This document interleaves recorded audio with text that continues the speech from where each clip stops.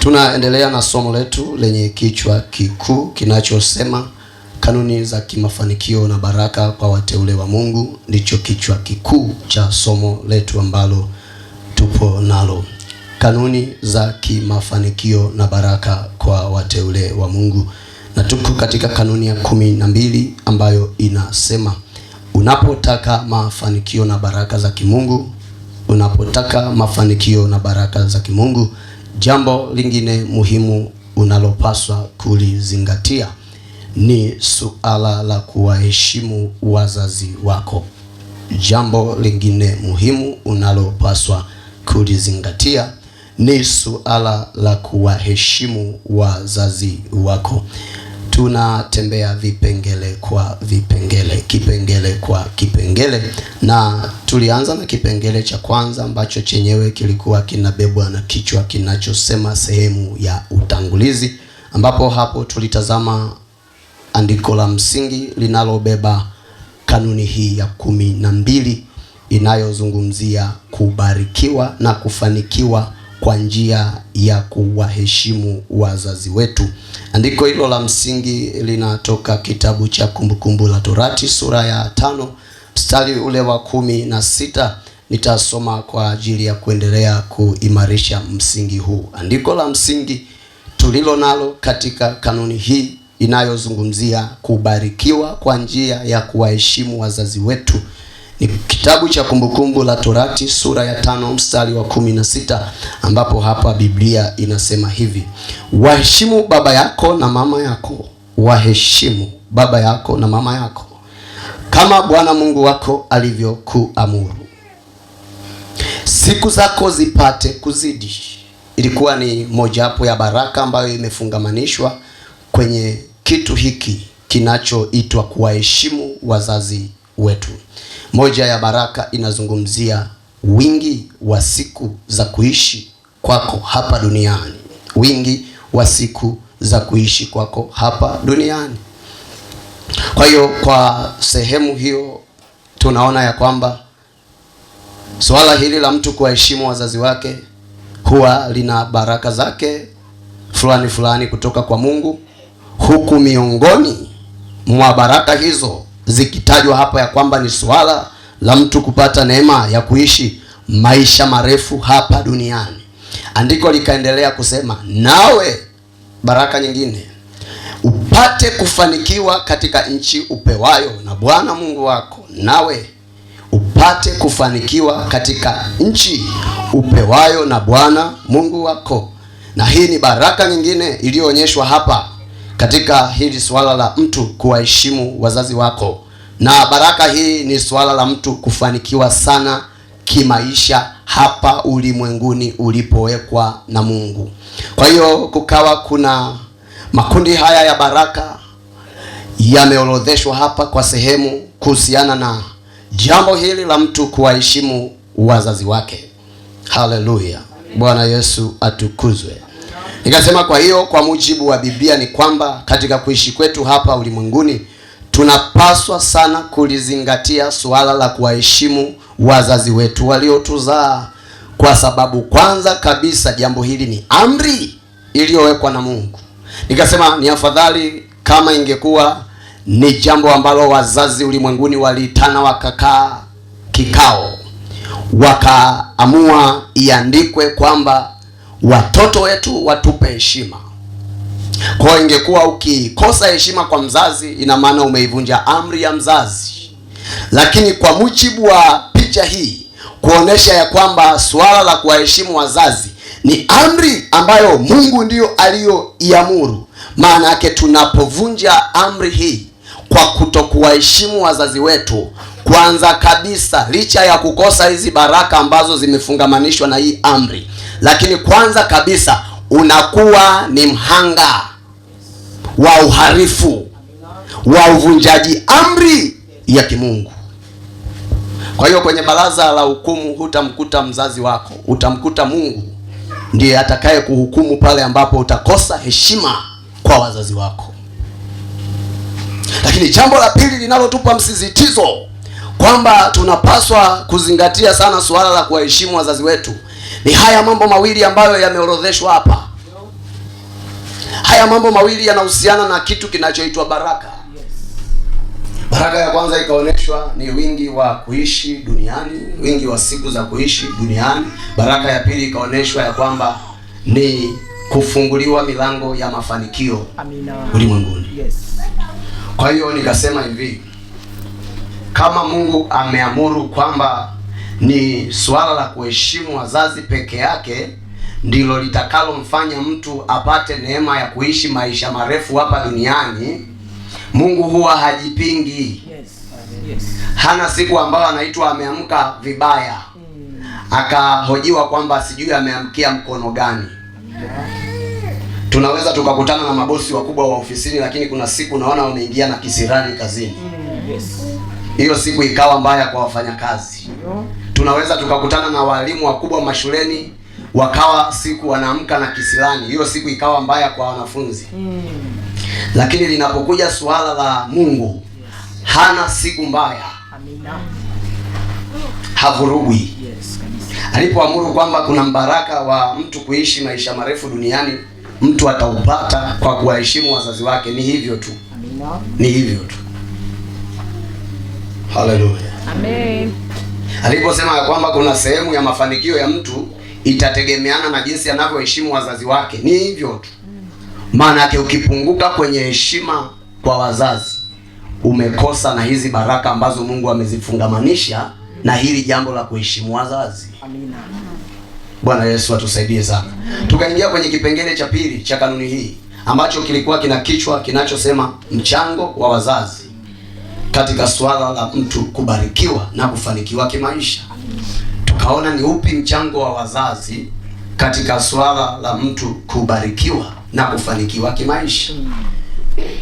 Tukatazama ile habari ya kitabu cha Mwanzo sura ya 27 ikizungumzia kisa cha mzee Isaka na watoto wake wawili. Mkubwa licha ya kwamba ni mapacha, lakini kulikuwa kuna Kulwa na Doto. Mkubwa akiitwa Esau, mdogo akiitwa Yakobo. Tukaona ya kwamba wazazi wana mchango mkubwa. Wana mchango mkubwa katika swala la mtu kubarikiwa na kufanikiwa kimaisha. Licha ya ile amri kwenye Kumbukumbu la Torati 5:16 tuliyoona Mungu anaamuru kwamba kuna baraka tutazipata kwa kuheshimu wazazi, tukaona jambo lingine la ziada hapa kwenye mchango wa wazazi, kwamba kuna maneno mazuri ya baraka. Ukipata neema ya kutamkiwa na mzazi wako, yale maneno yanakwenda kutengeneza maisha mazuri. Amina. Katika siku za kuishi kwako. Yes. Haleluya. Kuna maneno mazuri ya baraka ambayo ukipata neema ya kutamkiwa na mzazi wako, hayo maneno yanaenda kuwa ni msingi wa wewe kubarikiwa na kufanikiwa kimaisha. Haleluya. Kwa hiyo kama utatafuta miongoni mwa uchawi ambao umetawala maisha yako kiasi cha kufanya ya kwamba kuna baraka unazikosa, uchawi mwingine ni huu, kwamba umekosa heshima na wazazi wako. Haleluya. Na wenyewe nao ni uchawi ambao unaweza ukaloga hata usifanikiwe na hata usibarikiwe kimaisha. Kuto kuheshimu wazazi. Bwana Yesu asifiwe sana. Na katika jambo la ajabu sana ambalo tuliliona kwa hawa vijana wawili wa mzee Isaka, ni pale tulipoona wakigombania kusemewa, kutamkiwa, kunenewa maneno mazuri na baba yao kuliko kugombania kurithishwa mali alizokuwa nazo baba yao. Tukajifunza jambo gani? Kwamba mali ambazo utazipata ukiita umerithishwa na wazazi, zikikosa msingi wa maneno mazuri ya hao wazazi waliokuachia katika siku za maisha yao, hizo mali hautakaa nazo salama. Amina. Kwa hiyo ni afadhali ukatafuta kupata vinywa vizuri vya wazazi, ukatafuta kupata maneno mazuri yanayotoka kwa wazazi, wayaseme juu yako. Hayo yatavuta mali nyingi kwako kuliko ukapewa mali za wazazi pasipo msingi wa maneno mazuri waliokutamkia. Bwana Yesu asifiwe sana. Haleluya. Kitu ambacho huwezi ukakipata ulimwenguni. Tumeishi kwenye ulimwengu, tunajua ya kwamba baba akiwa nazo, akiondoka akuachie mali, umetoboa.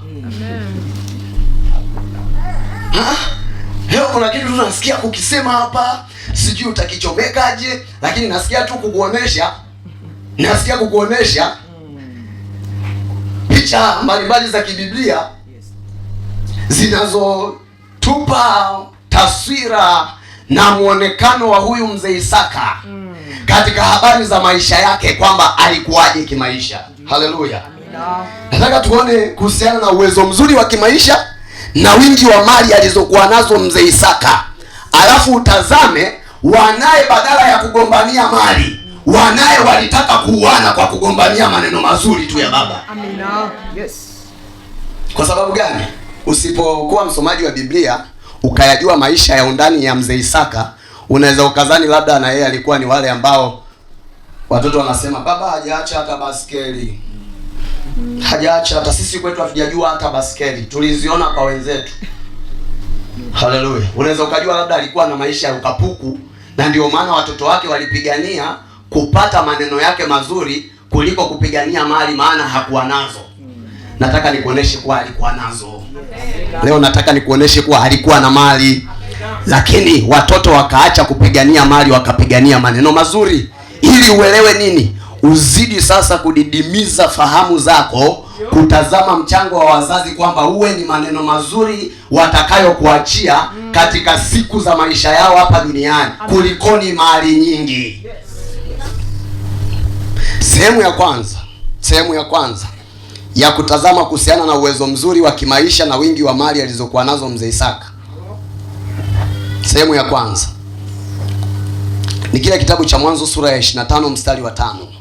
Ngoja tumuone huyu mzee Isaka ambaye tuliona watoto wake wananyang'anyiana kupokea maneno mazuri ya kwake kuliko kupokea mali zake, wakati ule akiwa anaonesha dalili za kuiagaaga dunia. Badala waanze kumshawishi kwamba baba niandikishe hii, baba niandikishe ule mradi kule Dar es Salaam, niandikishe ule wa Bagamoyo.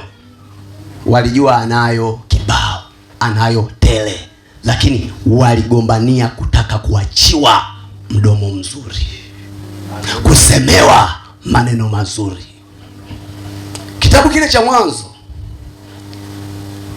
sura ya 25 mstari wa 5 ni sehemu A hapa. Nataka uone kuhusiana na uwezo mzuri wa kimaisha na wingi wa mali alizokuwa nazo mzee Isaka. Uwezo mzuri wa kimaisha na wingi wa mali alizokuwa nazo mzee Isaka. Sehemu A ni Mwanzo 25:5, ambapo hapa Biblia inatuambia hivi: Ibrahimu, wanaanzia Ibrahimu ambaye ni baba wa huyu mzee ambaye saa hizi anaitwa mzee Isaka. Baba yake na yeye alikuwa anaitwa mzee Ibrahimu. Kwa kabla ya Isaka kuwapata hawa watoto na kuwa na familia yake, na yeye pia Isaka alikuwa ni mtoto wa baba fulani, baba yake akiitwa Ibrahimu. Kwa anaanza kutajwa hapa Ibrahimu. Biblia inasema akampa Isaka yote aliyokuwa nayo. Nataka uelewe nini? Kuna mali Isaka alikuwa nazo akiwa amepewa na baba yake anaitwa mzee Ibrahimu. Ndio. Wasomaji wa Biblia wanaelewa tukisema Ibrahimu anampa Isaka mali zote, sio hata nusu. Zote alizokuwa nazo. Amina. Na wakati kwenye kile kitabu cha Mwanzo sura ya 12 inaonyesha jinsi ambavyo Ibrahimu alikwenda kufanyika kuwa tajiri mkubwa ulimwenguni kuliko tajiri yoyote. Yes. Leo tajiri huyo mkubwa wa ulimwengu inanenwa kwamba anauachia utajiri wake kwenye mikono ya mwanae anaitwa Isaka. Isaka ambaye tutatembea naye sasa, kwamba yeye saizi na yeye ni baba, ni mzee na ana watoto. Tunamuona hapa ya kwamba ana mali, ana utajiri aliyowahi kupewa na baba yake. Na sio utajiri mdogo, kwa sababu tunaelewa kwamba Ibrahimu alikuwa ni tajiri ambaye hakuna tajiri anayemzidi ulimwenguni kwa kipindi chake. Amina. Yes. Sinajua mpaka akaambiwa atakaye kubariki atabarikiwa, atakaye kulani atafanyaje? Atabarika. Amina. Yes. Akaambiwa nitalikuza jina lako nawe uwe baraka. Yaani maana yake yeye ndio alikuwa mtu ajisugue kwake ndio aondoke na baraka. Unabarikiwa mpaka unanukia baraka. Yes. Bwana Yesu asifiwe sana. Kiasi cha kwamba mtu akijikomba kwako tu anaondoka na yale manukato ya baraka na yeye kabarikiwa. Ndio alikuwa Ibrahimu. Alimwachia huo utajiri mwanae Isaka. Isaka ambaye leo ni mzee na ana watoto wake wawili, Esau na Yakobo, ana utajiri wa namna hiyo alioachiwa na baba yake, lakini wanaye hawajautazama huo utajiri. Walitaka wasikie maneno mazuri ya kwake kuliko huo utajiri wa kurithishana. Unasema baba alikuwa ndo kipenzi cha babu. Aking'oka tunajua zile mali alizopewa na babu ni zangu. Toa ushamba wewe. Haleluya. Amen. Ukipewa mali za urithi bila maneno mazuri ya huyo baba, hizo mali hauwezi ukazipakata. Hautakuwa na mbeleko ya kuzibebea hizo mali. Ndio. Yes. Nilisema vipindi vilivyopita ndio yale tunakuta utajiri mlioachiwa na baba yenu. Baba alivyoenda tu ndo kama kaenda nao, kama aliuloga. Unasikia? Walilisishwa mwana kile kiwanda. Wamekitaifisha nao yale matoto. Kwani ana akili? Haleluya. Lile gari walianza kuzunguka nalo hapa mjini. Saizi wamelipaki kule, limekufa. Nasikia wanauza chombo kimoja.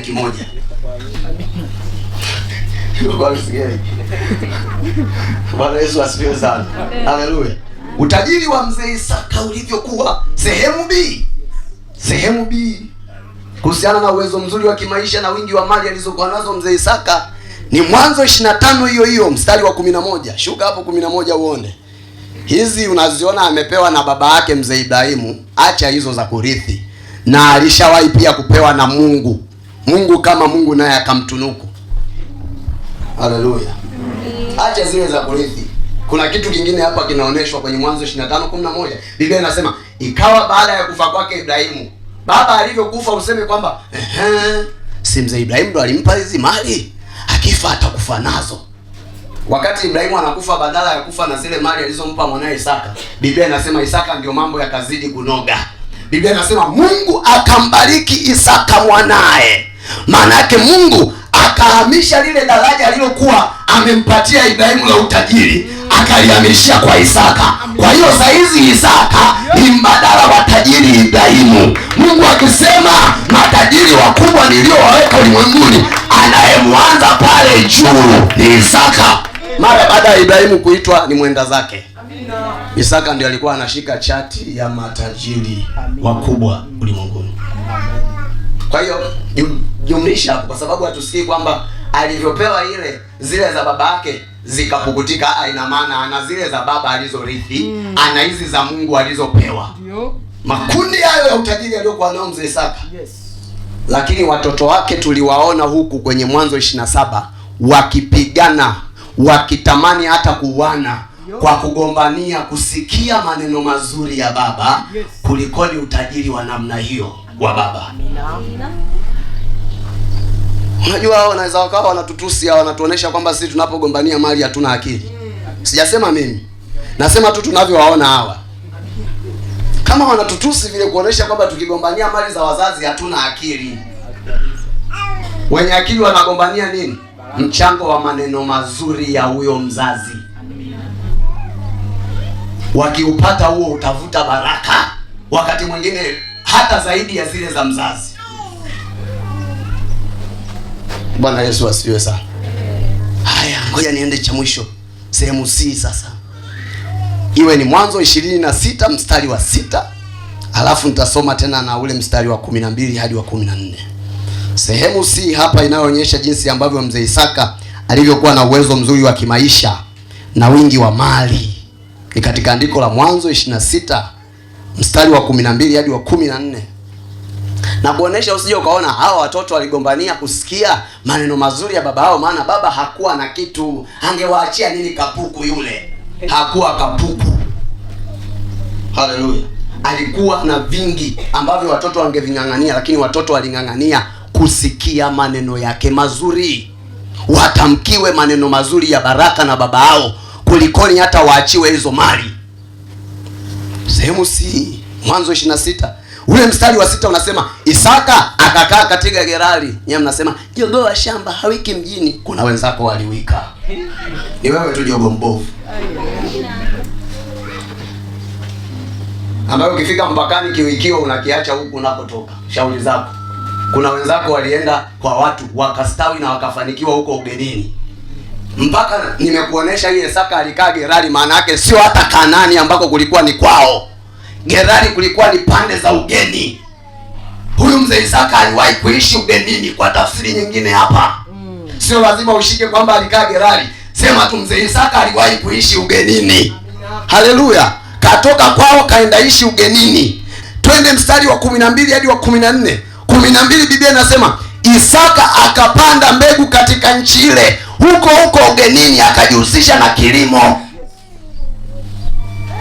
Haleluya. Amen. Kuna watu hapa wengine wao na mimi nimo masuala ya kulima bwana.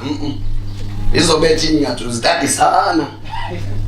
Lakini mwenzetu akiwa ugenini bila kujali kwamba ardhi ya wenzetu sijui inachipuza mbegu za namna gani, yeye akawekeza kwenye ukulima. Amina. Bwana Yesu asifiwe sana. Ni tajiri alafu pia ni jasiri wa kuthubutu. Akapanda mbegu katika nchi ile.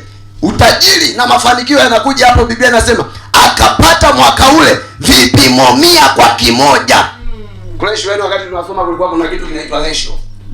Kwa hiyo hii ilikuwa inaitwa 1:100. 100.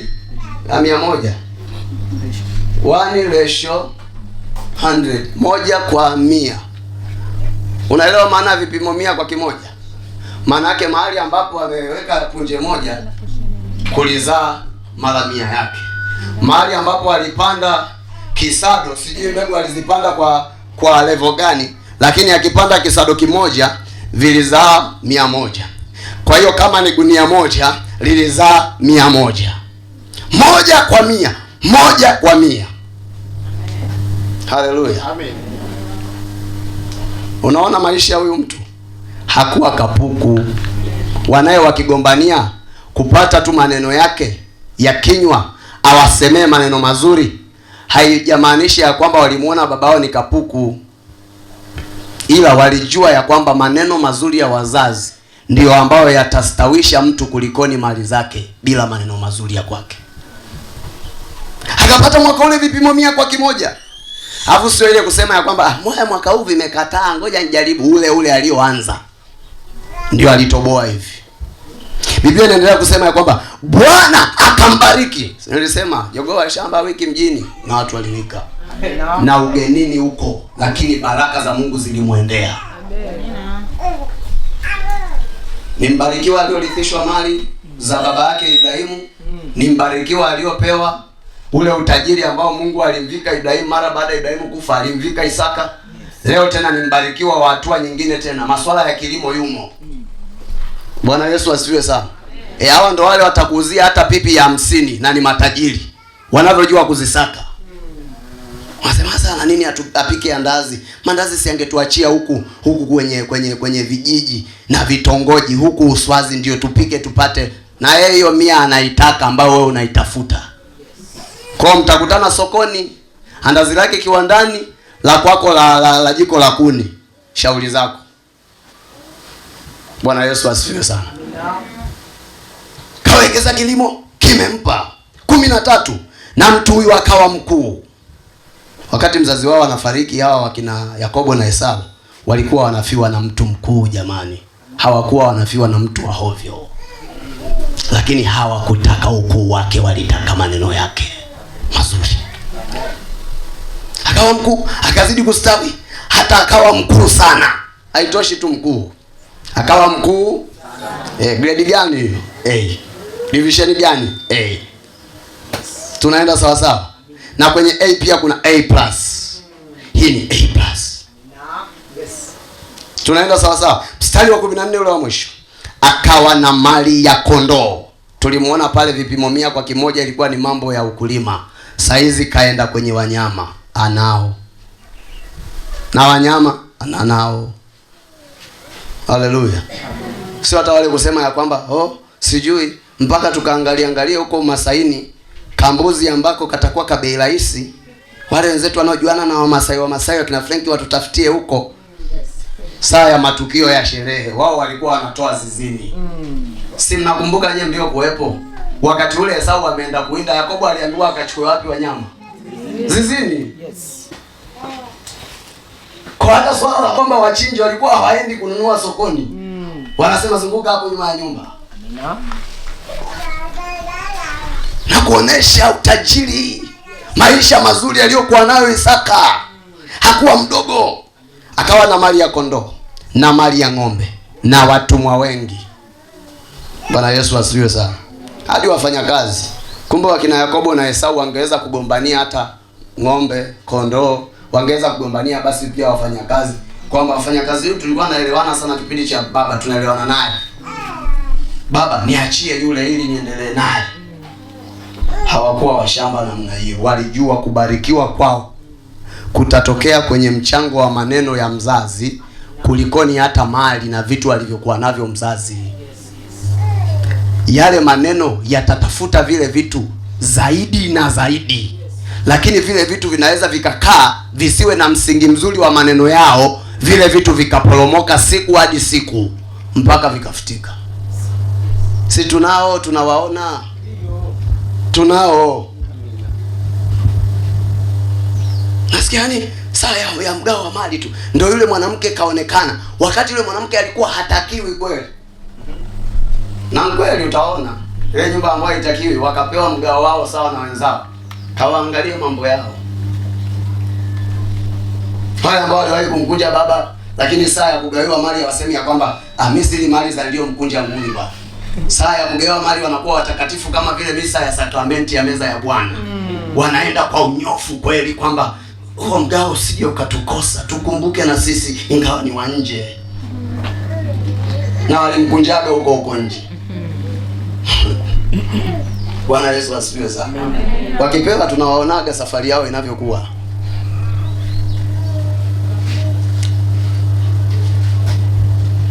Bwana Yesu asifiwe sana.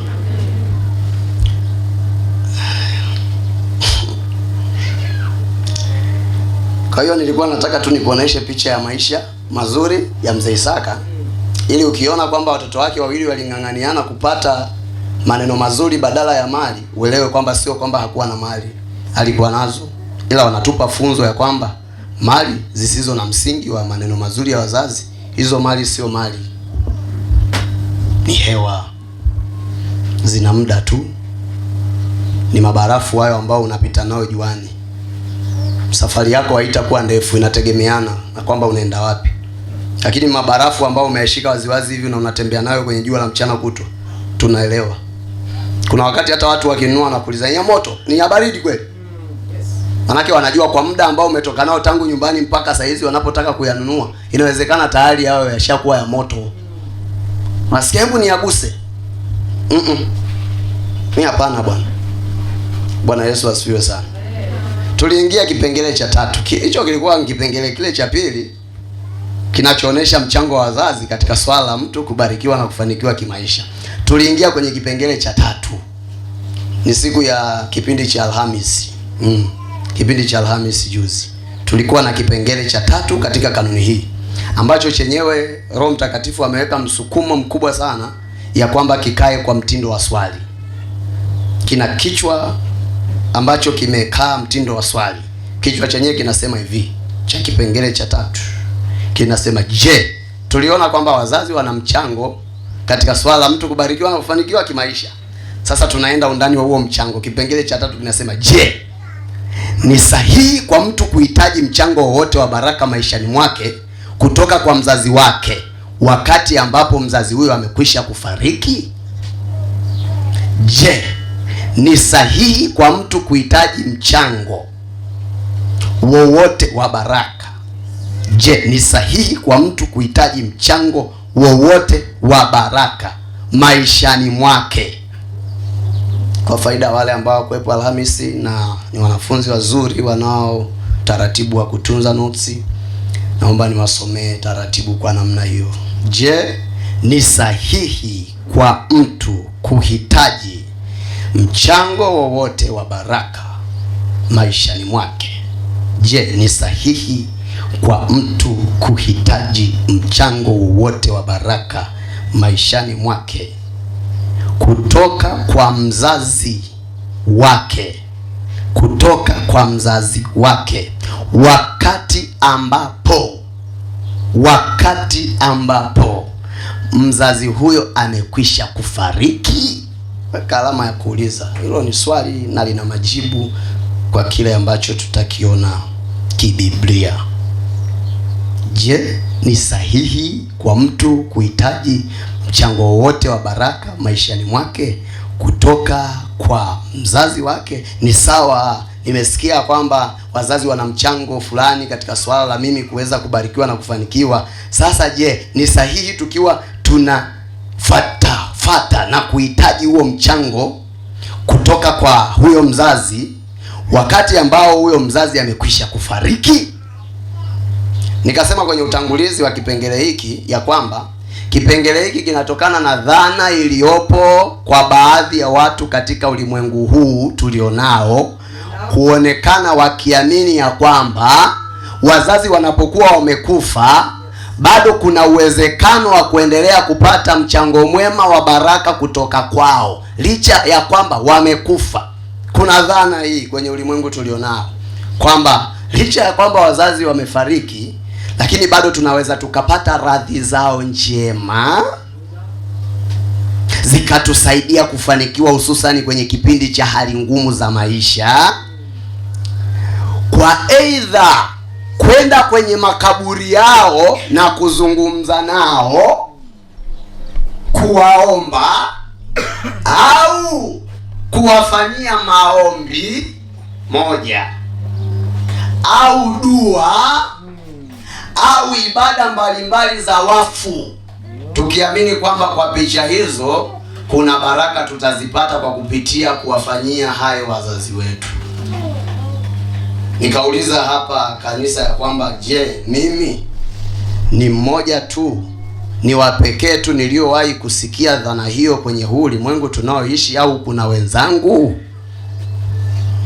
Wale wa Alhamisi walisema wapo, kuna wenzangu, alafu na wakanizidi zaidi wakasema acha kusikia, tupo ambao na hayo mambo unayoyasema tunayatekeleza. Haleluya. Nyinyi leo vipi? Ili ni geni kwenu? Na nyinyi pia mmewahi kusikia kwamba wazazi wanapofariki,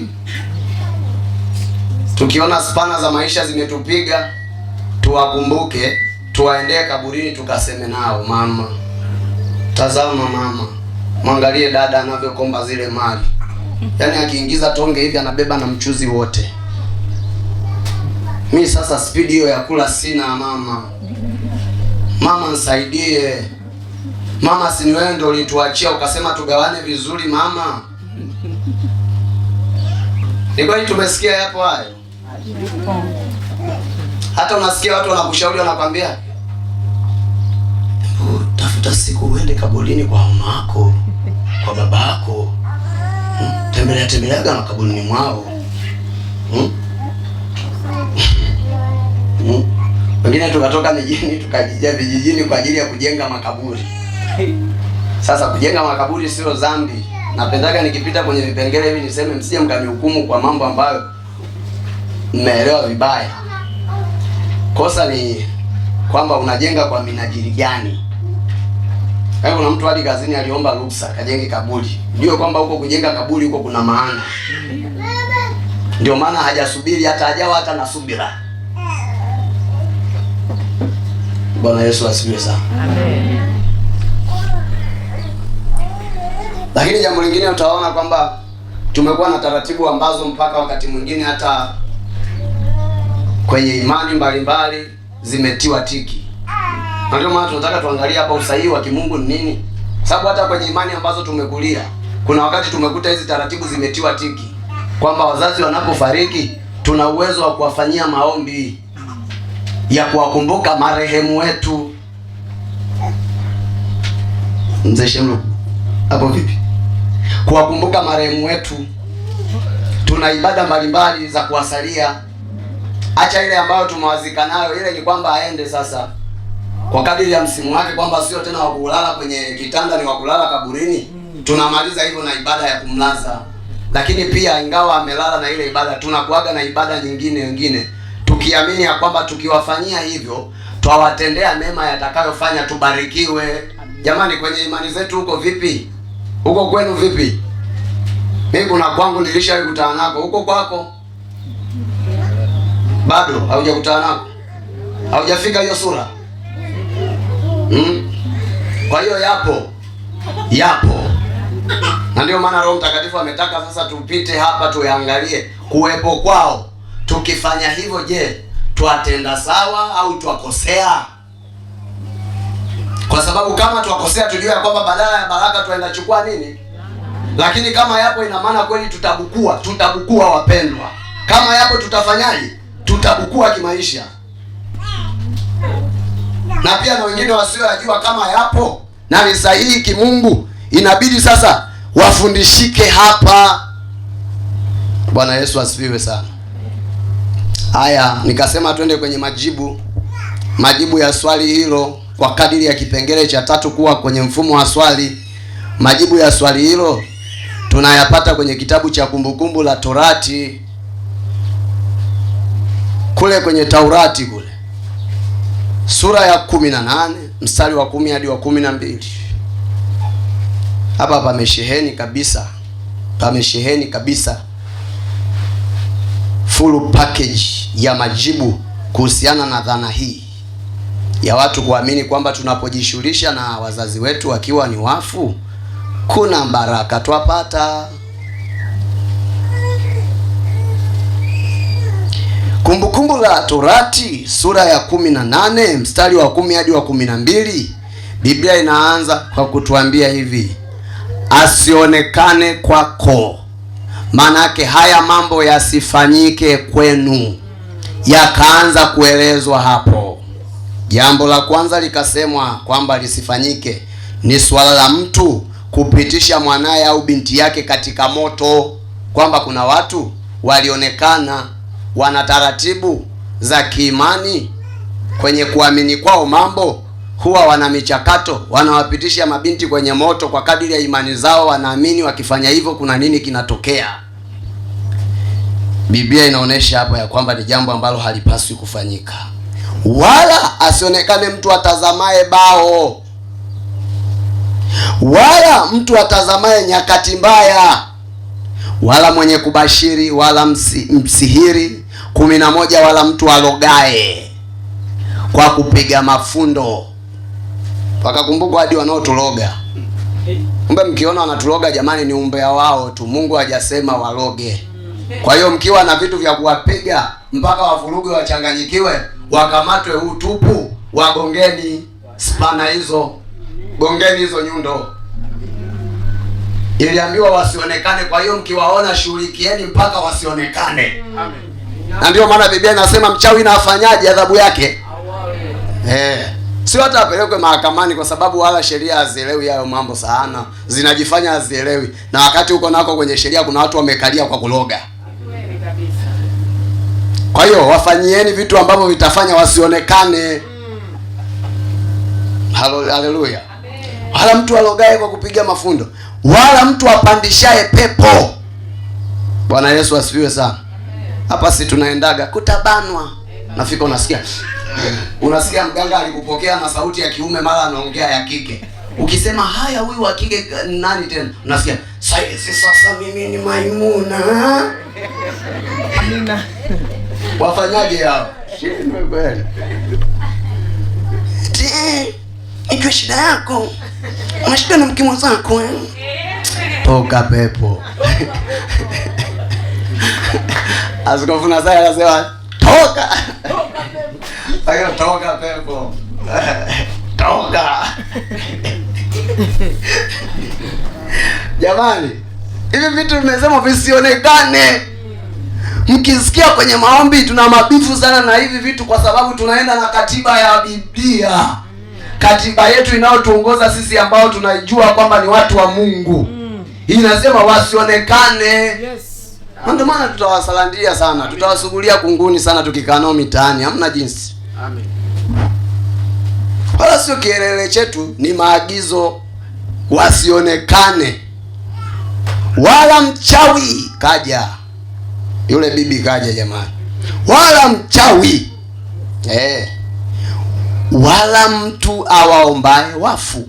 Hapo kwenye kuwaomba wafu sasa tukawa tumekutwa sisi ambao tunaamini tukijishughulisha na wazazi wetu waliokufa, hususani kwenda kaburini kwao kuwaomba mambo fulani fulani, hususani tunapoona maisha yamekuwa mazito, magumu, hali hazieleweki.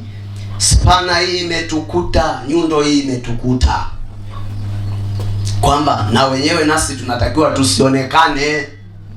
Sasa mnafiki mbaya, mimi sikujui jina, ila nasema wewe, sawa? Mnafiki mbaya wewe, ambaye una nyundo, unawapiga wachawi, unawapiga waganga, unakeleka na mambo hayo, na wakati na wewe upo kwenye hilo kundi, umetofautiana tu sare, kwamba nyie sare zenu ni za staili fulani, sare za wenzenu ni za staili fulani, ila wewe sasa ni kwamba waenda kaburini kwa mzazi ukimuomba wakati amefariki. Haleluya. Amen. Ina maana unampiga mchezaji mwenzako ukipiga wachawi.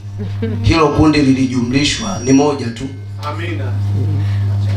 Wale saizi amekuja sasa, kingi wa kingi, mfalme, na kuona mambo ya kazini yanakuendea vibaya mwanangu. Ndio baba, toka unaobaba na huyo mtu wewe. Wewe wakwenda kaburini kwa mama yako, kwa baba yako, ukamuombe na hao. Nyie ni timu moja.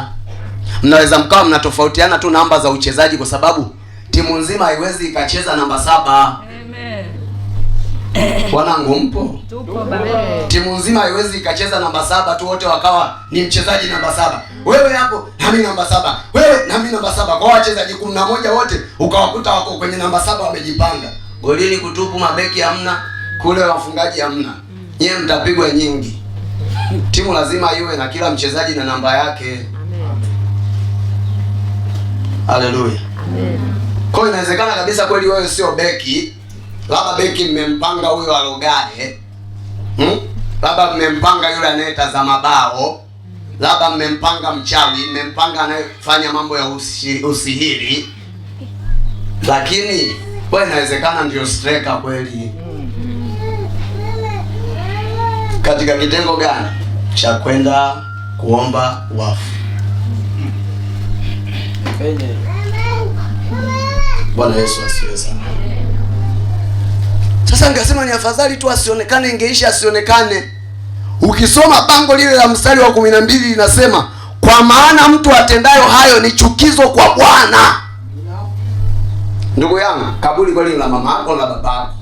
Unaweza usinikele mimi, maana hayo mambo mimi sinayo, na pia huyo mama sio wangu naenda kumhangaisha huko na wakati ameshajilalia, lakini ni machukizo kwa Mungu. Ni afadhali ungekuwa unawauzi wanadamu. Kuna saa wala usijitahidi kwenda usiku, maana utakuwa mwanga mbaya zaidi. Nenda hata mchana kweupe tu, lakini elewa ya kwamba unamchukiza hapo sio wanadamu tunao kuona ukifanya hizo sarakasi, hizo bingili kwenye kaburi la mzazi wako. Unayemkasirisha ni Mungu. Tunaenda sawa sawa? Tumetoka kwenye imani nyingine ambazo tuliwahi kuwepo, tukakuta kuna bingili hizo. Askofu alikuwa anazitaja kipindi cha Alhamisi hapa. Haleluya. Tukawawashia mishumaa ili kwamba wawakiwe. Sisi tuna shida gani na mwanga? Nani kasema huko alikoenda kuna giza? Ina maana hapo tu umemtafsiri kwamba mamako kaenda jehanamu.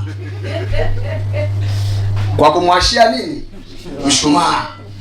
Siku maalum za kumkumbuka tukamwashia mshumaa, siku maalum za matukio fulani tukamwashia mshumaa. Una uhakika kwamba kaenda gizani ambako hakuna nuru? Kwa hiyo anahitaji mwanga wa mshumaa. Na unaona kabisa unaondoka ule mshumaa unaisha. Ndugu yangu, usingeendelea kuiwasha kila saa. Maana unajua ule mshumaa ukiondoka, yamkini kama umetoka ni majengo unaelekea mwisho wa shamba, inawezekana ule mshumaa uliisha. Hivi unajua?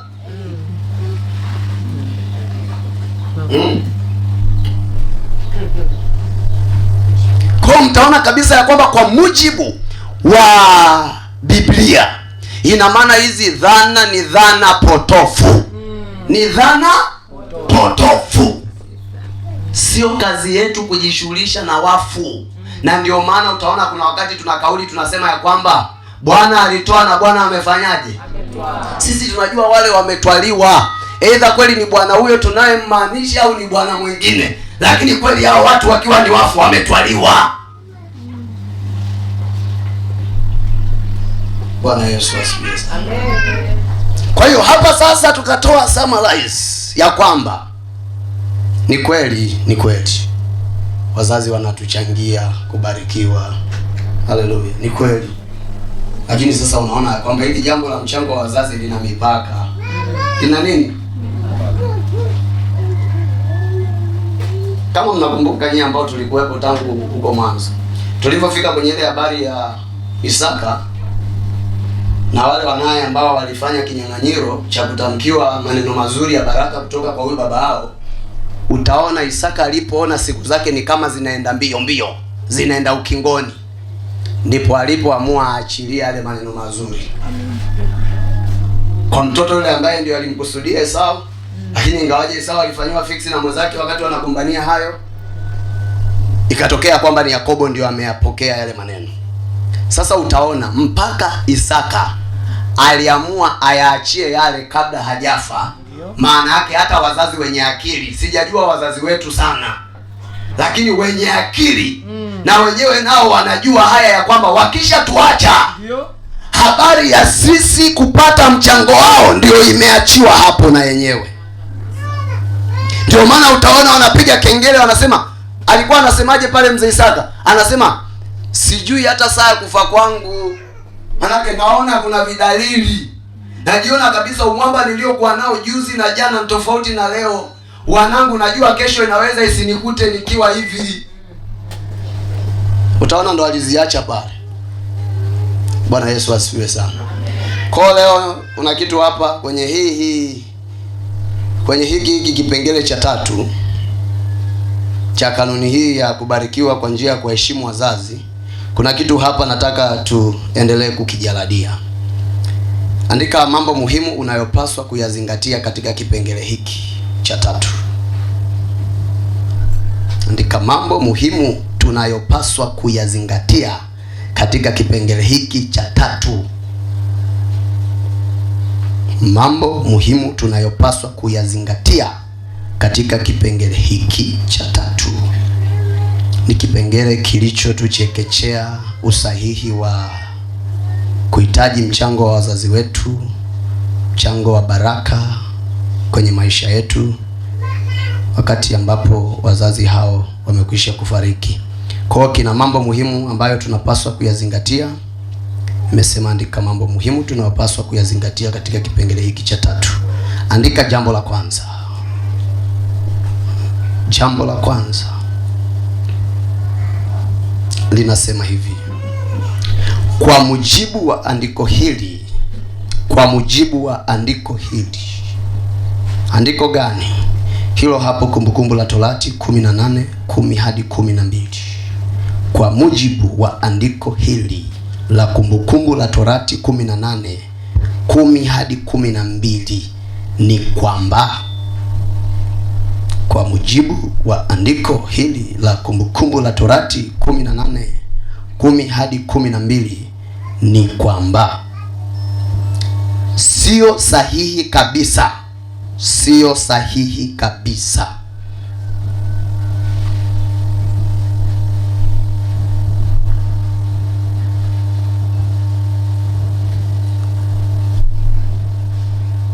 Nakumbuka baba askofu juzi wakati nimemaliza kufundisha akawa anasisitiza, anasema jamani, faida nyingine ya kuandika ni kwamba tutakutana navyo hivi tukisutwa kwamba mmeacha kufanya maziara, mwakosea sana, wazazi wanasikitika. Kuna watu watajifanya wanawaona wazazi wetu waliotwaliwa, wanawaona wakiwa huko walikoenda. Utasikia ni wazazi wanasikitika sana, mmeacha. Faida ya kuandika hivi ni kwamba utawapitisha mpaka kwenye hayo maandiko. Haleluya. Kwa hiyo kuna faida kutunza notes. Nimesema jambo la kwanza kwa mujibu wa andiko hili 18 mstari wa 10 hadi wa 12 ni kwamba sio sahihi kabisa kuhitaji mchango wowote ule. Sio sahihi kabisa kuhitaji mchango wowote ule.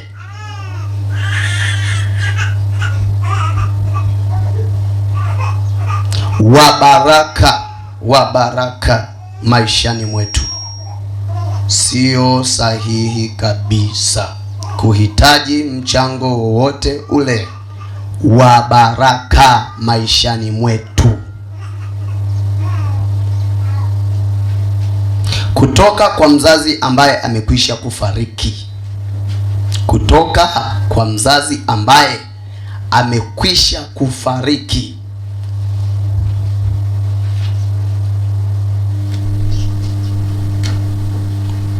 Kutoka kwa mzazi ambaye amekwisha kufariki. Na tunapofanya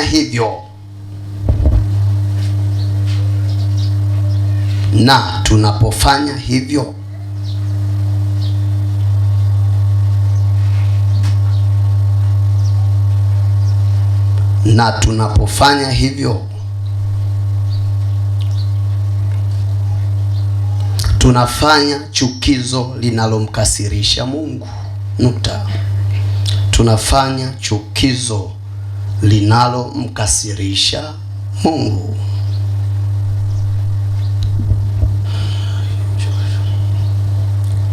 Kumbuka ni kipengele cha 3 ambacho kinasema, je, ni sahihi kwa mtu kuhitaji mchango wote wa baraka maishani mwake kutoka kwa mzazi wake wakati ambapo mzazi huyo amekwisha kufariki? Na tumeona Kumbukumbu la Torati 18:10 hadi 12 ikituambia hapaswi kuonekana mtu afanyaye mambo ya namna hiyo, kwa maana kutenda hivyo ni kumchukiza Bwana. Kwa hiyo miongoni mwa mambo muhimu ambayo nimetaka uyazingatie, jambo la kwanza hili ni uelewe ya kwamba kwa mujibu wa andiko hili la Kumbukumbu la Torati sura ya 18 mstari wa 10 hadi wa 12 ni kwamba sio sahihi kabisa kuhitaji mchango wowote ule wa baraka maishani mwetu kutoka kwa mzazi ambaye amekwisha kufariki. Na ni afadhali ingekuwa tukifanya hivyo tunakuwa tunapoteza muda wenyewe, lakini tunamchukiza Mungu. Haleluya. Kwa hiyo upaswi kamwe kwenda kaburini kwa mzazi wako wakati ambao tayari muda wake wa kuishi duniani umesha kuisha. Upaswi kwenda na wala kufanya maombi ya kumwomba mzazi huyo aliyekwisha kufariki kwamba akupe mbaraka fulani wa kukufanya ufanikiwe, wa kuyafanya maisha ya kuendee vizuri. Haupaswi kufanya hivyo. Ingekuwa tu haupaswi kwa sababu haupaswi, lakini haupaswi kwa sababu ukifanya hivyo unafanya chukizo linalomkasirisha Mungu. Kwa hiyo maana yake ni kwamba tutarajia adhabu badala ya baraka pale ambapo tutajishughulisha na wazazi wetu waliokufa, tukikusudia ya kwamba kujishughulisha kwetu na hao wazazi waliokufa tunatengeneza kupata baraka. Tutastahili adhabu ya Mungu na sio baraka. Bwana Yesu asifiwe. Ushauri hapa nikupe tu ya kwamba muda ambao tunatakiwa kujishughulisha na wazazi wetu ili tupate radhi njema kwao zitakazotufanya tubarikiwe ni sawa napokuwa hai tu. Tujishughulisheni nao sana. Haleluya.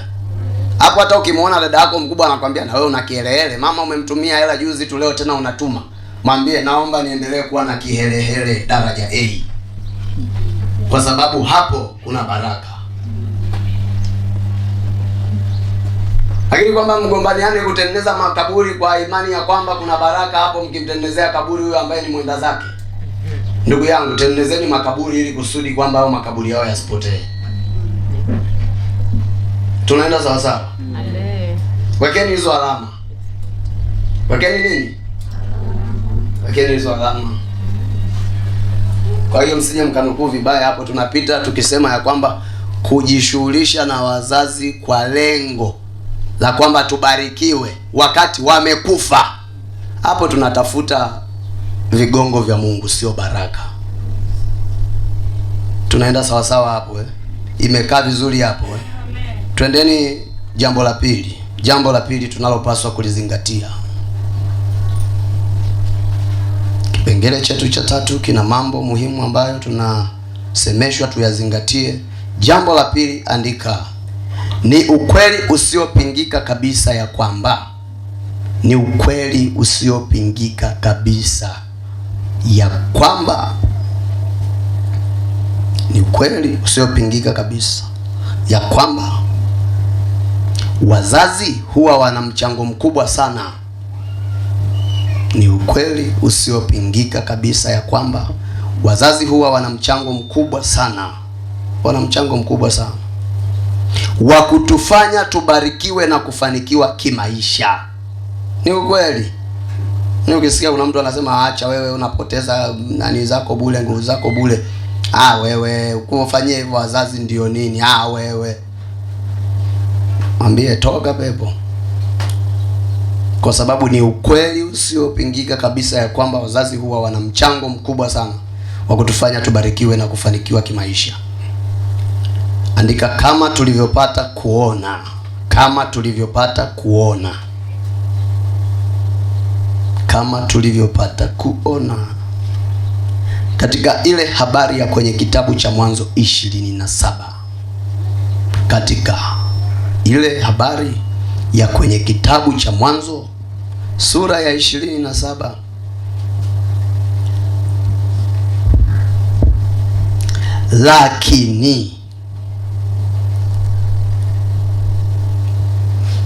lakini uwezo huo huwa hawanaga, uwezo huo huwa hawanaga saa wanapokuwa wamefariki.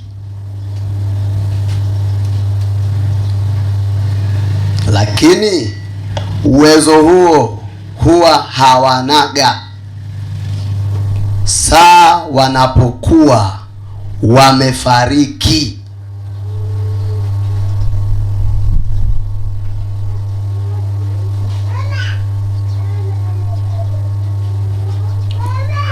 Nirudie tena jambo hili la pili la kimsisitizo tunalopaswa kulizingatia. Linasema ni ukweli usiopingika kabisa ya kwamba wazazi huwa wana mchango mkubwa sana wa kutufanya tubarikiwe na kufanikiwa kimaisha.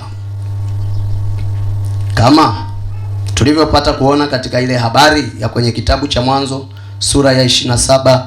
Hapa msisahau kwenye Mwanzo sura ya 27 tuliona ile habari ya mzee Isaka na wanaye wawili Esau na Yakobo, ya kwamba wale vijana waliuona mchango wa mzazi kwa kupitia maneno yake mazuri akiwatamkia, na ndio maana wakagombania kutamkiwa yale maneno. Aliyoyapata alijitahidi ayapate hata kwa hila. Tuliona kwa uongo, daraja A kabisa la uongo. Alifika mahali mpaka akamhusisha Mungu, akasema nimepata hivi mapema haya mawindo kwa sababu Mungu wako amenifanikisha.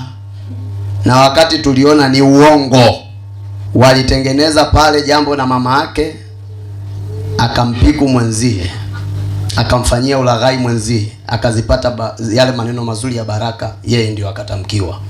Yule aliyeyakosa, ili ujue kwamba wazazi wana mchango mkubwa sana wa kutufanya tubarikiwe na kufanikiwa kimaisha. Yule aliyoyakosa hakusema hayo maneno tu kwamba yeye ndo ametamkiwa, ya nini? Hamna shida, nitajua tu, nitapambana, nitatoboa. Alilia kwa uchungu, Biblia inasema. Na jambo la pili akasema hivi, naona dalili za baba kwamba anagaaga dunia kwa picha hii, lakini sitaki majeneza yapangwe mawili nyumbani, tutaonekana kama tuna mkosi. Ngoja moja la baba lipite, kuna la pili litaingia tu nyumbani. Nitamuua huyu ndugu yangu kwa kunifanyia ubadhilifu wa kuyabeba yale maneno mazuri ya baba ambayo ilikuwa nitamkiwe mimi. Kinyongo cha namna hiyo asingekaa nacho huyu mtu kama yale maneno mazuri ya baba yasingekuwa na mchango wa yeye kubarikiwa. Kwa hiyo wazazi wana mchango kiukweli kabisa. Lakini sasa uwezo huo huwa hawanaga sawa wanapokuwa wamefariki. Tunaenda sawa sawa. Uwezo wa wazazi kusababisha tubarikiwe na kufanikiwa kimaisha hawana kwa wakati gani? Wakiwa wamefariki. Bwana Yesu asifiwe sana. Kwa hiyo ninachotaka ukifahamu hapa ni kwamba kama tutasema kuna mwisho wa wazazi kukusababisha ubarikiwe na ufanikiwe kimaisha, basi elewa ya kwamba mwisho ni sawa wanapoaga dunia. Haleluya! Sawa wanapofanyaje? Wanapoaga dunia. Huo unakuwa ni mwisho wa wewe kujishughulisha nao ili ubarikiwe. Andiko ambalo nataka ulione hapo la zaidi kwenye jambo hili la pili ambalo tunaendelea kusisitizana ni andiko kutoka kwenye kitabu cha Mhubiri sura ya 9 mstari wa 5. Andika Mhubiri sura ya 9 mstari wa 5. Mhubiri 9:5 ni andiko la zaidi ambalo nataka nikupe kuhusiana na jambo hili, ninaposema ya kwamba uwezo wa wazazi kusababisha ubarikiwe, ufanikiwe kimaisha unaisha pale wanapofariki. Hawawezi tena kutusababishia sisi kubarikiwa wakiwa ni wafu. Hawana hiyo kura ambayo wanaipiga kwamba tubarikiwe sisi waliotuacha ulimwenguni, hata kama wanatupenda. Hawana hilo boksi ambalo wanalikuta either aende mbinguni au sehemu nyingine. Ni hivi, kiacha kwenda mbinguni kwenye maisha ya raha, kuna kwenda jana. Mzee umesema kisomo kidogo Mzee umesoma haya tunayoyazungumza yanakufikia. Sasa huko aidha kuwe ni kuzuri ameenda au ameenda kubaya, kote hakuna boksi ambalo anawekewa aambiwe mpigie kura mwanao kule duniani afanikiwe. Mama Shabani, mama nani, pigie kura yule mtoto atoboe. Muone hali yake, muone wanamdisplay pale, wanaweka nini, projector. Mbinguni wanaweka projector. Unajua kuna mambo mengine tukiyafanya basi tuchukulie kama ndio hivyo ili tuone kwamba twafanya makosa. Yaani na maana mbinguni sasa wanawekaga projector. Kila mzazi anadisplayiwa maisha ya mwanae pale. Ziko ngapi hizo projector? Ni wasomaji wa Biblia vipi? Mlikutana nao hiyo kwenye Ufunuo Yohana ngapi? Kwamba mbinguni sasa wakaanza kuweka projector ya mzazi fulani ya muone mwanae pale. Mlikutana nao kwenye Ufunuo gani hapa? Kwa hiyo muone matakataka ya kwetu yatupoteza mno. Mhubiri sura ya 9 mstari wa 5 Biblia inasema kwa sababu walio hai wanajua ya kwamba watakufa. Jamani, swala la ujuzi wa mambo linahusiana sana na kuwa hai. Alio hai anajua mambo, acha tu ya dunia, anajua mpaka kuna kufa. Au wenzangu mlio hai hamjui hilo? Zaidi wao unasema kwa ugumu sana. Ndio unasema kabisa na kwamba lazima. Kwa hiyo tukiwa hai tunaelewa, tunauelewa mpana sana wa mambo, ikiwemo swala la kujua kwamba kuna kufa. Tunaenda sawa sawa. Lakini wafu waliokufa sasa, tukijumlisha na wazazi wako, kwa wewe ambaye umeshafiwa, au wazazi ambao tunaweza tukaja tukawapotezaga wakiwa wafu. Jamani, wakiwa wafu, Biblia inasema hii, nimesema mara kwa mara, Mungu havurugwi. Haandiki jambo ikawa ya kwamba alivurugwa hiyo siku. Haamuru jambo liwepo ikawa ni bovu hilo jambo. Kwenye Biblia linawafundisha watu vibaya. Biblia inasema lakini wafu hawajui neno. Wasomaji wa Biblia, mbona hamtaki kugandamiza hapo? Wafu hawajui neno lolote. Ndugu yangu, nataka wajue kwamba safari hii Tanzania tunapita kwenye nyakati ngumu, kwa hiyo wakusaidie. Hawajui neno lolote, na hususani sana yanayoendelea ulimwenguni ambako wao wameondolewa. Hivi nyewe mlishawahi kuonaga wakati ule wa kusema kunazimwa analogia inawashwa digitali? Mliwahi kuonaga mara baada ya kuzimwa kwa analogi kuwashwa digitali? Yale mambo ya analogi ilikuwa ni magumu sana kupata nayo habari. maadamu tu tayari mfumo umeshabadilishwa. Yes, ndio na juzi hapa tumepita kwenye kuziniwa nini? Unaona janja kidogo, tuna mambo kidogo ya kimtandao kuchokoa kwamba tunaweza tukatobolea njia hii. Tulipita hizo njia tukaona hamna tobo.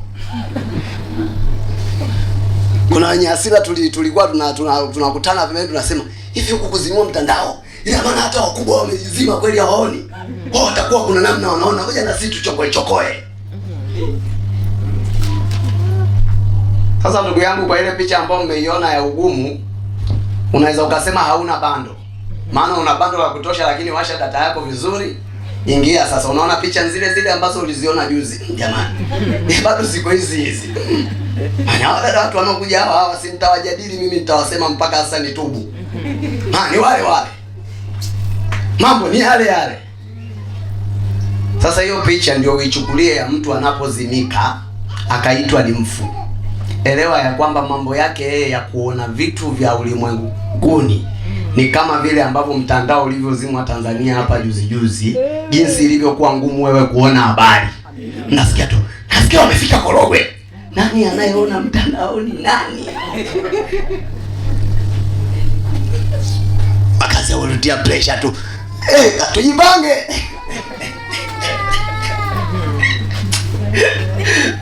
Yangu moja mwanangu alikuwa anatia pressure. Usiku unajua baba, umesikia? Hapo sasa bwana, hata mimi na smartphone ambao kidogo naangalia hapa tayari mtandao umerudi. Mwenzangu ana katochi. Lakini ili uone mtandao ukizima mambo yanakuwa mabaya, mtu atochi anajeuri, anajifanya kuna vitu anaelewa kuliko wewe mwenye smartphone. Mwenzangu anakabata ni kila saa. Baba, nasikia tanga leo kumewaka. Baba, tujipange. Bwana Yesu asifiwe sana.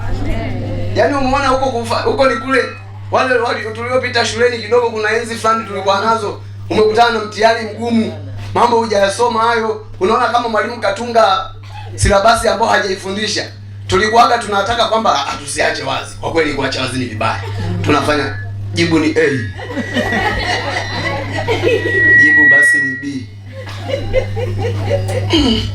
Unashangaa unayamaliza yote hamna.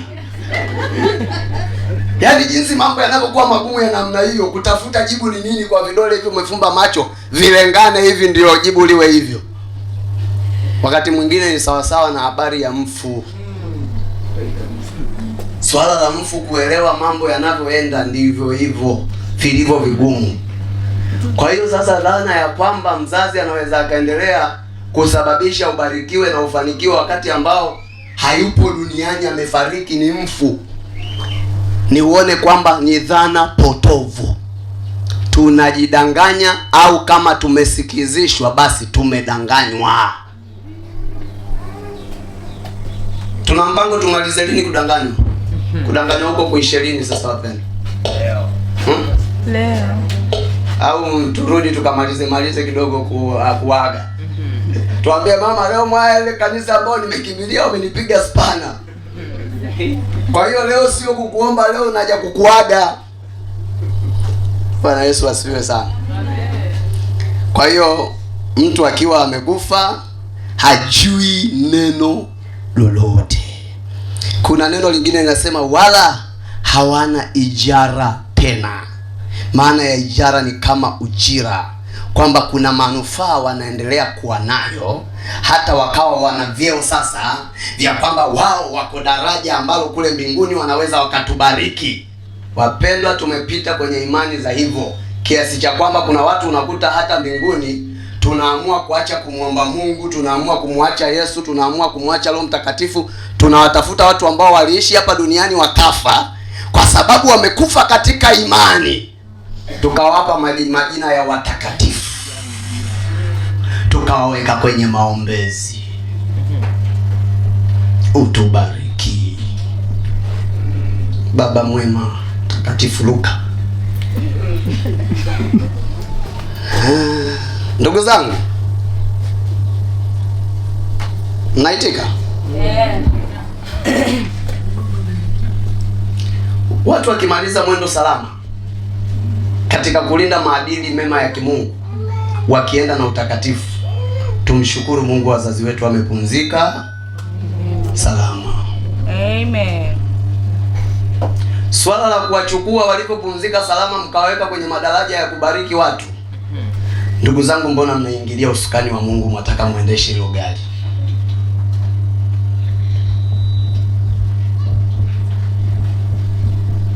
Bwana Yesu asifiwe sana. Amen. Hilo sio jukumu letu. Kuna baraka tutazipata kwa wazazi wetu, lakini sio kipindi ambacho wao hawana uhai, hawapo hai, hawaishi. Hata kama walimaliza mwendo salama, tuna udhibitisho. Acha ile tu tunaofanya hekima tukiwa kwenye mazishi kwamba aende mahali pema peponi, tutasema tumepachonga sisi na mbao zetu. Acha ile hekima tunaoisema. Hata kama kweli tuna uhakika, na sijui utapataje uhakika wa mtu alienda salama wakati hujawahi kuingia moyoni mwake. Kwa sababu kuna saa tuna imani ya kwamba wakiwa wanakaribia kwenda tukawaongoze sala ili waende na Bwana. Unashangaa wakati unamuongoza sala yeye anakutukana. Moyoni anakutusi, moyoni anakukebeli. Toleo shamba wako. Bwana Yesu. Haja mbele zako toa ujinga. Mwajuaje? Kwa jamani, hakuna mtu ambaye atasimama hapa duniani na udhibitisho wa kwamba hiki chombo kimeenda mahali fulani. Hiki sio kazi yetu. Uhakika sasa wa kuwaomba wakati wamekufa twaupata wapi? Na wakati hatujui hata walipoenda ni wapi? Bwana Yesu asifiwe sana. Twapata wapi? Hawana ijara. Maana kumbukumbu lao limefanyaje? Limesahauliwa. Hawana hata mabaki ambayo yanastahili ya sehemu ya kwamba kuna kumbukumbu fulani tulifanye kwa ajili yake. Hata habari ya makumbukumbu yao yanafutwa.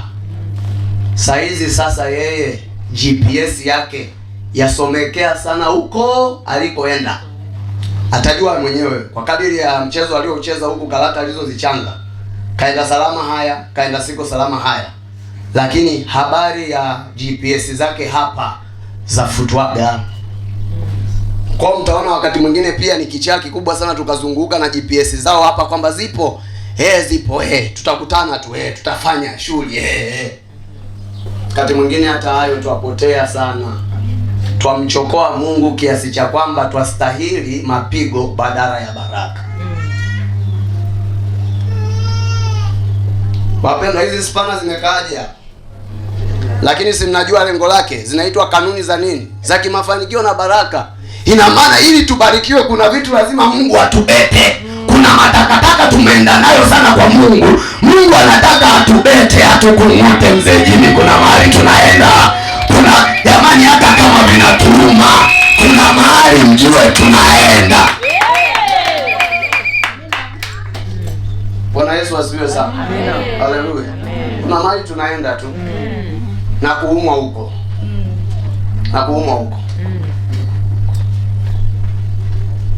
Mtu anayekusukuma kwenye eneo la baraka, hata kama alikusukuma kwa kibao, lakini sasa umeingia kwenye baraka na ukaziona, utasema nashukuru ile mbata.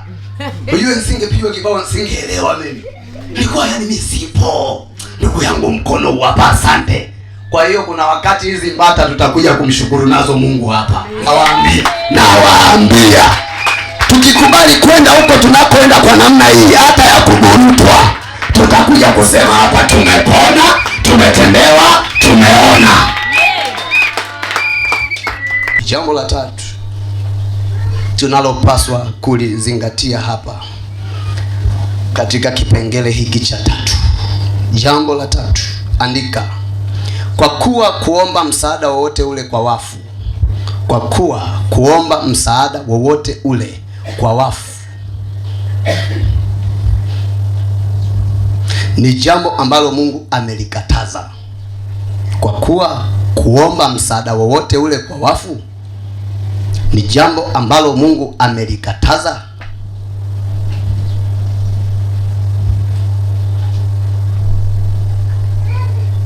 na ya kwamba mtu afanyaye hivyo, na ya kwamba mtu afanyaye hivyo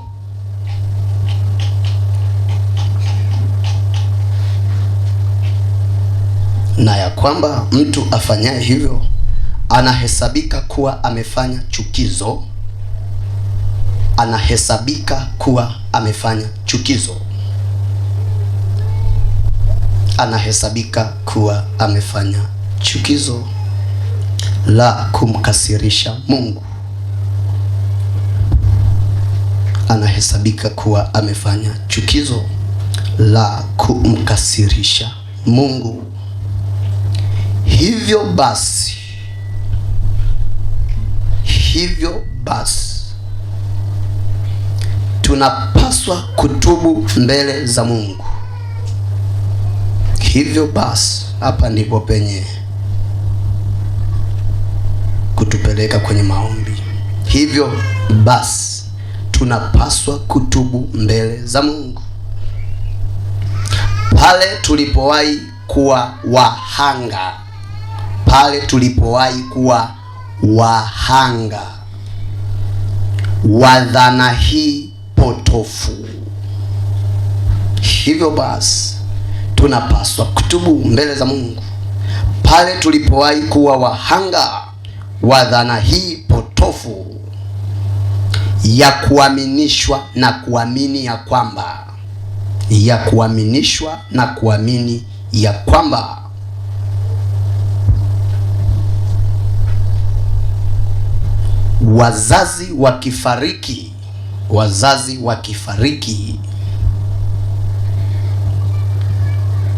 wazazi wakifariki bado wanaweza kutupatia radhi zao njema, bado wanaweza kutupatia radhi zao njema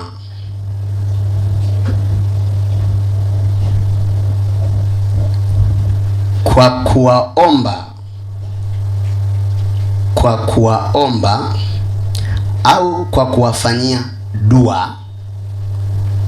au kwa kuwafanyia dua na ibada mbalimbali za wafu. Alama ya nukta.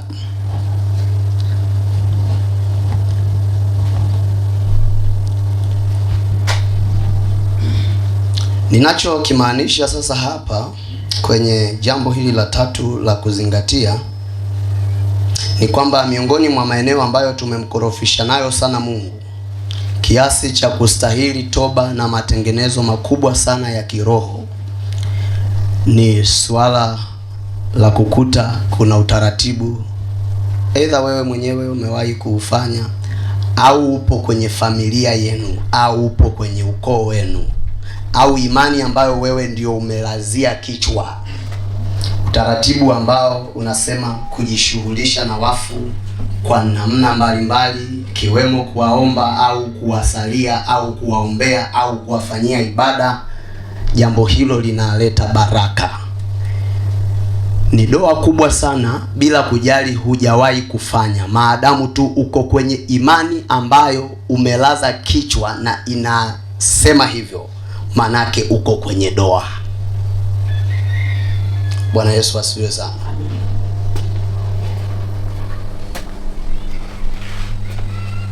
Kuna wakati unaweza ukakuta haujawa na kitu chochote kile mdomoni mpaka ule muda ambao unapiga kijiko cha ubwabwa hivi cha wali, haujawa na kitu chochote mdomoni, lakini ukashangaa unapotafuna kile kijiko ambacho umekipiga cha wali, unapotafuna lile fumba, ukashangaa unatafuna michanga. Umeshawahi kukutana na jambo la namna hiyo? Haujawa na kitu chochote unakula mdomoni, wala ukumbuki ni muda gani ambao ulisema leo nina hamu na mchanga, ngoja niutie mdomoni niuhifadhi. Saa ya kula nitauchanganya na tonge likiwa mdomoni, wala hujafanya hivyo. Lakini ile unakula tu unakuta mchanga. Inatokea. Kama inatokea sasa, naomba nikueleweshe ya kwamba kuna wakati utajikuta una madoa, una uchafu tu. sio kwa sababu hata wewe mwenyewe kwamba unavifanya, ila kwa pale ambapo umepaegemea. Pakiwa pana madoa ni rahisi sana wewe kuonekana na doa. Simesha ukutwa mnaambiwa umechafuka huko nyuma, mama samahani naomba nikukungute. Unasema takuwa nimechafuka. Jamani tena kumbe pakubwa hivi. Itakuwa ni ule mti nilikuwa nimeegama, kuna sehemu nilikuwa nimekaa nimeegemea mti. Mahali penye doa. Ukiwa umelazia hapo, hata imani yako ni lazima uwe na doa kwa kadiri ya imani hiyo. Sasa inawezekana hili jambo likawa halikuhusu wewe binafsi sana, lakini litubie pia kwa kadiri ya familia yako, mahali ulipozaliwa. Imani ya kuona kwamba tukijishughulisha na waliokufa kuna radhi njema tunazipata. Kama ipo kwenye familia yako, wewe ni mhanga kwa hili jambo. Kama ipo kwenye ukoo wako, wewe ni mhanga kwa hili jambo. Mahali popote panapokuhusu, kama ipo wewe ni mhanga. Wanangu nyewe waajiriwa, mpo? Tupo baba. Simeshawahi kutulilia kwamba kuna makorokoro tuwakutana nayo sasa, lakini tuwafanyaje kazi za watu? Mmeshawahi? Mmeshawahi kukutana na makorokoro ambayo inakupasa uyafanye kwa sababu sasa hiyo kazi hapo mahali, hapo ofisini, hapo kwenye idara yako, bosi kwake ni sawa. Naanza kuuliza, sasa tunafanyaje? Na sisi tunawapa tu mambo ya hekima. Amen. Lakini sasa unaweza ukaona ya kwamba kwa kadiri ya kitu fulani kilichotanda mahali ulipo, ina maana na wewe lazima hicho kitu kitakunajisi. Kwa kweli siamini, lakini nimeona hapa kwamba kumeletwa kitu fulani kinataka kifanyiwe namna fulani. Sasa nafanyaje mimi? Sio mwana kuwepo mahali ambapo pana makorokoro ya namna ambayo inamchukiza Mungu. Utajiona kabisa na wewe unaweza ukawemo, itakuhusisha tu, itakugusa tu kwa namna moja ama nyingine.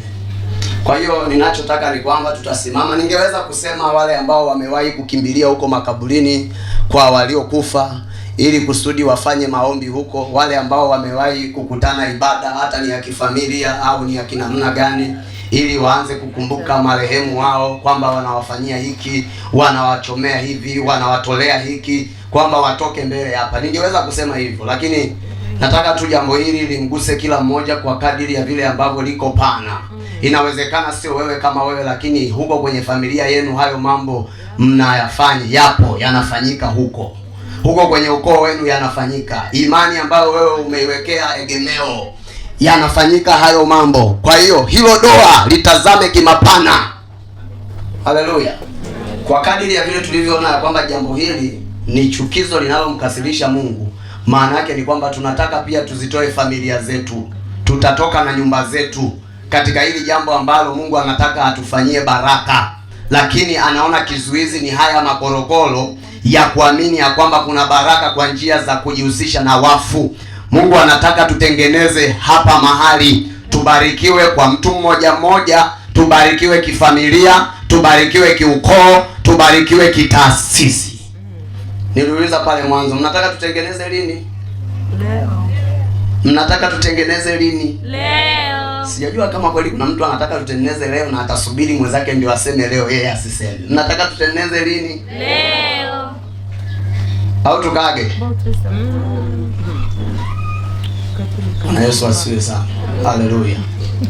Biblia inasema hivi, mtu akionywa na akishupaza shingo yake itavunjika na wala hatapata nini?